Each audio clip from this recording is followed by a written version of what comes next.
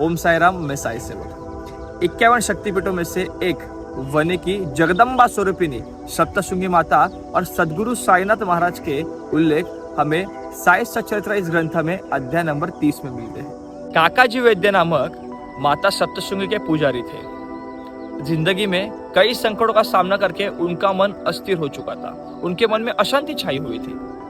दुख से भरे काकाजी वैद्य देवी के पास जाते हैं और सप्तशृंगी माता को विनती करते हैं कि माता, ये मेरे अस्थाई मन को तू शांत कर दे।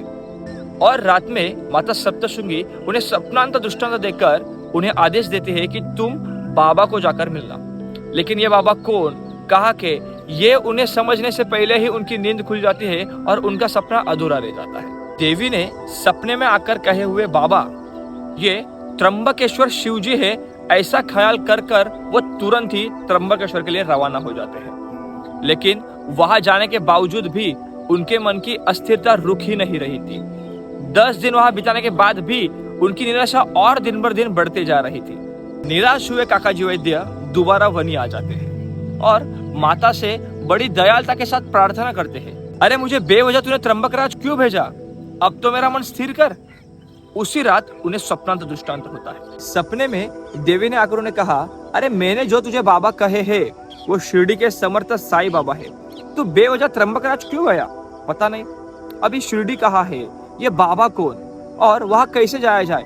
ये चिंता में अब काकाजी वैद्य गिर गए, जिसका जिक्र अपने भक्त को 51 शक्तिपीठों में से एक जगदम्बा स्वरूपिणी माता सप्तशृंगी खुद करती हो। सोचो उनका कद कितना ऊंचा होगा।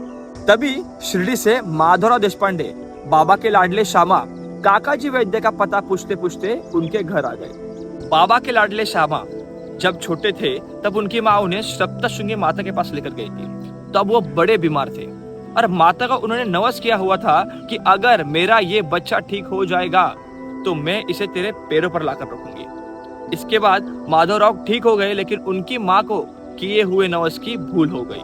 वैसे ही एक बार श्यामा की माँ के स्तनों को बहुत वेदना हो रही थी। तब उन्होंने माता सप्तशृंगी को ऐसा कहा था कि अगर मैं ठीक हो जाऊंगी तो तुझे चांदी के स्तन अर्पण करूंगी। समय बीतते बीतते ये विनोस उनसे रह गए। मरते समय श्यामा की माँ ने उन्हें माता सप्तशृंगी को किए हुए नवस की पूर्णता करने की आज्ञा की थी। लेकिन समय बीतते गया और कई साल गुजरने के बाद उन्हें इसकी भी भूल हो गई।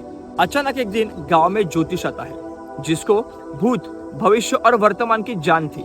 माधवराव के छोटे भाई उन्हें कहते हैं कि हमें बड़े तकलीफों का सामना करना पड़ रहा है। तब ज्योतिष उन्हें कहते हैं कि सप्तशृंगी माता का नवस पूरा ना करने के वजह से तुम्हें बड़े तकलीफों का सामना करना पड़ रहा है। और ये सुनते साथ ही माधवराव तुरंत ही निकल जाते हैं और सोनार के पास चांदी के स्तन बनाने दे देते हैं। वो चांदी के स्तन लेकर श्यामा द्वारका माई में बाबा के पास जाते हैं, उन्हें साष्टांग नमस्कार करते हैं और वो चांदी के स्तन उन्हें अर्पण करते हैं और कहते हैं, अरे तू ही हमारे लिए सप्तशृंगी माता का स्वरूप है, तू ही हमारे लिए जगदम्बा स्वरूपिणी है, ये ले, ये स्वीकार कर और हमें इन तकलीफों से बाहर करके हमारा नवस पूरा करके ले।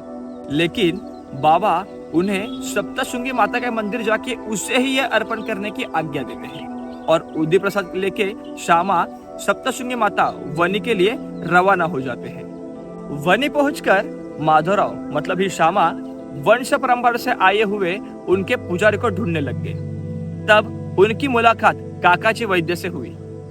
काकाजी वैद्य को बाबा के दर्शन की अभिलाषा हुई थी और बाबा ने शिरडी से श्यामा को ही निमित्त बनाकर वहां भेज दिया। काकाजी वैद्य में और श्यामा में बाबा की लीलाओं को लेकर कई घंटों तक बातचीत हुई और काकाजी वैद्य तुरंत ही श्यामा के साथ शिरडी के लिए रवाना हो गए। द्वारका माई में बाबा का दर्शन करते साथ ही काकाजी वैद्य को परम शांति की अनुभूति हुई और उन्होंने बाबा की शरणागति स्वीकार कर ली। उनकी आंखों में परमानंद के आंसू झलक रहे थे। काकाजी वैद्य बाबा के आज्ञा के अनुसार 12 दिन शिरडी में रहे थे। बाबा के सानिध्य में रहकर उन्हें परम शांति की अनुभूति हो रही थी। आगे बाबा की आज्ञा लेकर वो सप्तशृंगी माता के पास दोबारा लौट गए। यही थी आज की लीला। सद्गुरु साईनाथ अर्पणमस्तु। शुभम भवतु। ओम साई राम।